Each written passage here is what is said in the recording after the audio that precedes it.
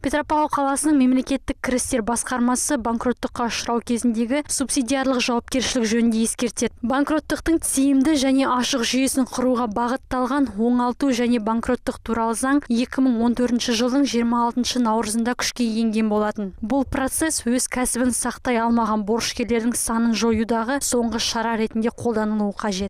Закон обязал руководителей. Оңалту және банкроттық туралы заңға сәйкес кәсіпорын басшылары мен өзге де лауазымды тұлғалар төлем қабілетсіздігінің белгілері туған жағдайда 6 ай ішінде кәсіпорынды банкротқа ұшырады деген хабарламамен сотқа келуі шарт. Бұл талап орындалмаған жағдайда және банкротқа ұшырау туралы хабарламаны кредиторлардың біреуі берген жағдайда кәсіпорын өтемеген қарызды кәсіпорын басшысы барлық қарыздарды өз жеке меншігімен және өз қаражатымен өтейтін болады. Сонымен қатар банкроттық жүйені алаяқтық мақсатпен қолданған азаматтар қатаң жауапкершілікке тартылады. Айта кеткен жөн, заңға бағынбаған жағдайда сот борышкерге 3000 МРП көлемінде айыппұл салуы немесе 3 жылға дейін бас бостандығынан айыруы мүмкін. Сондықтан Қазақстан Республикасының заңнамасына сәйкес барлық басқарушылар кінәлі тұлғаларды субсидиарлық жауапкершілікке тарту жөнінде сотқа талап жіберуі тиіс. Сонымен қатар заңға банкроттыққа ұшырау жөніндегі жалған мәлімет таратқан үшін қатаң жаза қарастырылған.